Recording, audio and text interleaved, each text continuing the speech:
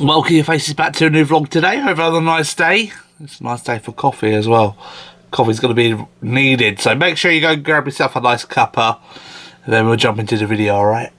So today's video is going to be mainly about supporting your friend. That's what it's going to be. Being that someone's rock in their life and being their guardian, alright, in a way. It's going to be kind of like a two kind of halfer in a way. Possibly a two-parter, maybe, I don't know. It'd be the same video, but it'd be like two parts of it. But the first part I want to kind of cover is kind of continuing on from last video. Is when obviously we talked about getting help, someone reaching out, getting help, and some people don't know how to deal with it when they're like get a message like their friend's depressed and they don't know what to do, and like what can I do to help them? And that's what I want to talk about in the first part of this video, because some people don't know what to do. I've had people message me in the past going, Dane, what do I do? Got any advice, sort of thing, because they know I suffer with mental health. It's like, what can they do? And the best thing you can do is listen to them. That's literally the first kind of starting place. Just listen to them, just be patient with them, don't rush them, let them take 20 minutes to write out what they want to write. If they want to sit on the phone, let them rant at you for about 20 minutes, let them do that. If they want to meet up with them. If they don't offer you that, mate, that could be a thing you could always do as well. Offer to meet up with them, offer a phone call, or just hey, whatever they feel comfortable with. So it's like they're kind of like the free, whatever they feel comfortable doing, offer it to them. It's like, hey, do you want a message or a phone call or meet up? And they might have a particular one they feel comfortable with. So like for me, I have my particular ways I feel comfortable dealing with certain situations, which I'm trying to improve on all of them. It's like the most way I think it's like easier for me, so like it's straight to the point, no like stuttering and think like not saying what I wanted to say when I'm in person. It's like it's a bit easier by message.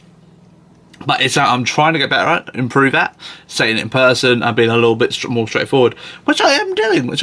So if somebody says to me, are you feeling all right? I will tell them, like, no, I feel a bit, I might say why, or I might just be like, that's it. I feel like that's a good way to do. But it's like, I'm trying to improve on, and everyone has their own like speed away. Just don't pressurize them to like meet up and stuff like that. So if they don't want to meet up, just let them be.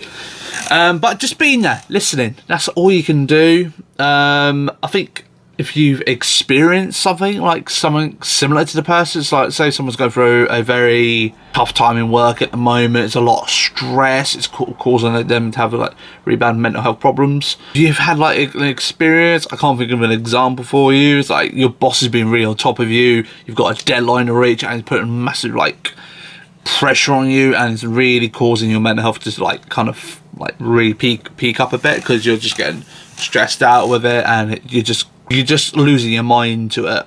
And if you've experienced that, maybe have some input, like give some advice to people. I think that's always nice as well, because like I was reading the other week, I was just kind of like, is it good to give advice?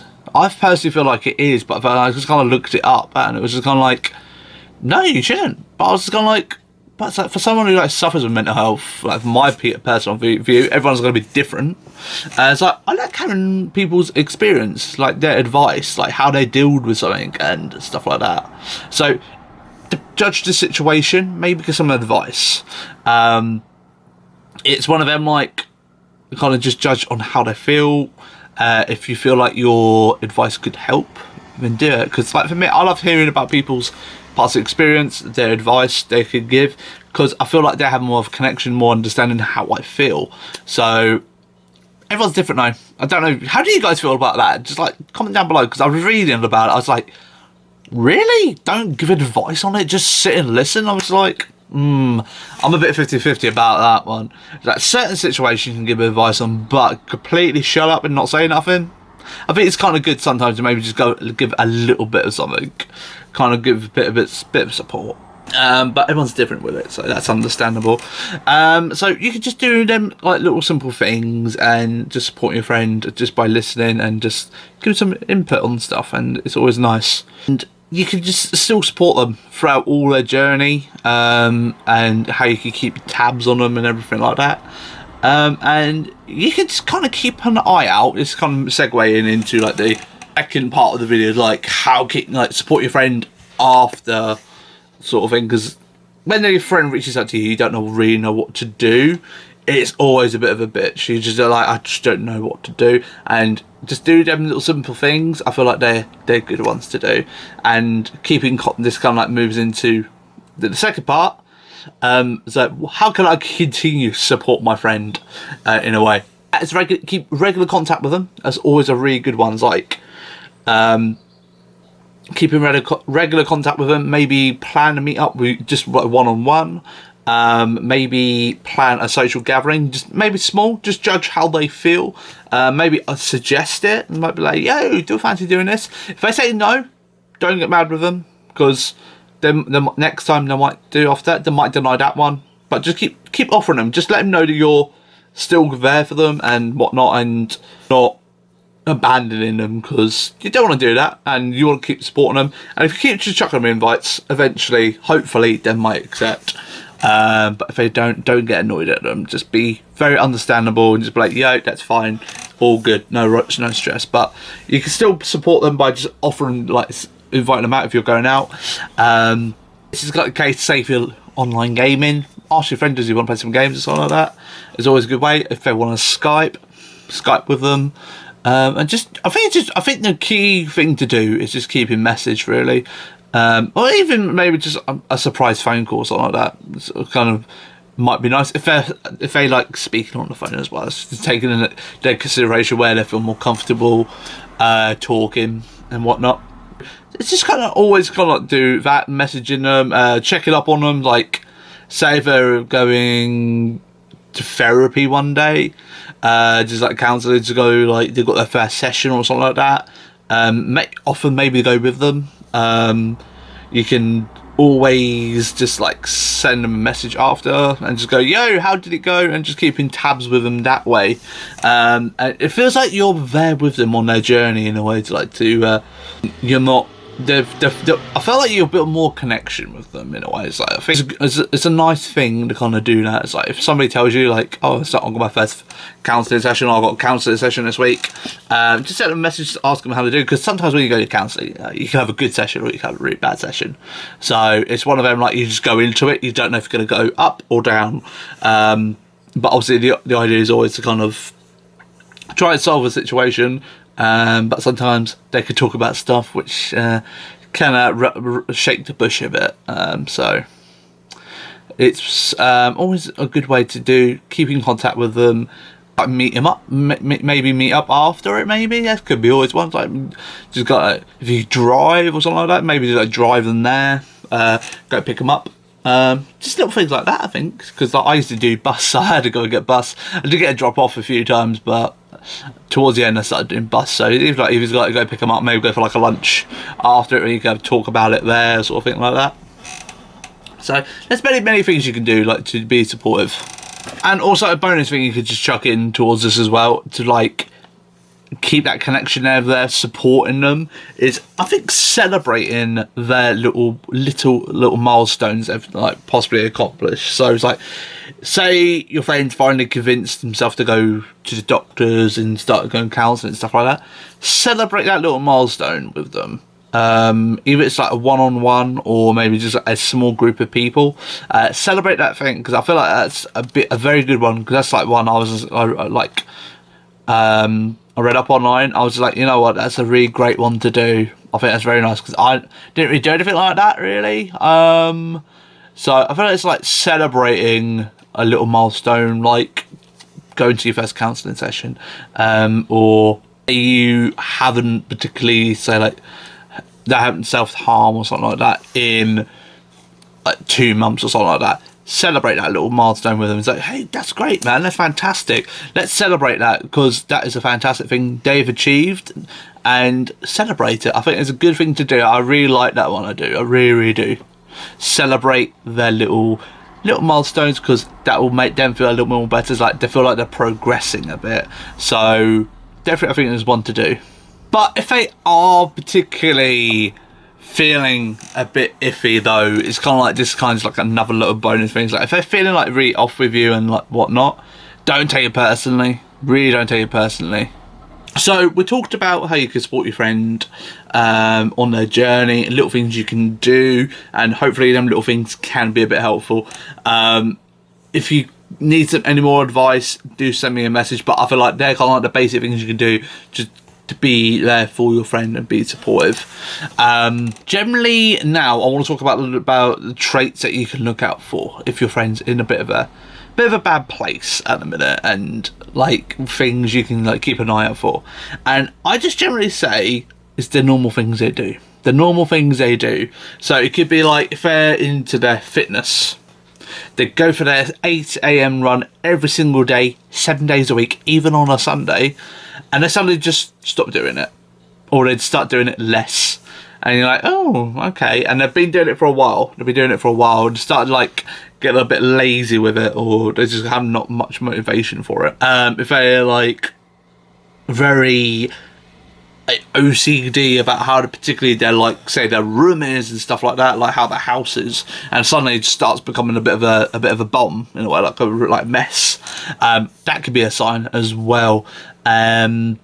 Just their usual traits. If they're not being their normal usual character, that means there might be something going on. I think some people are aware of that, some people are not.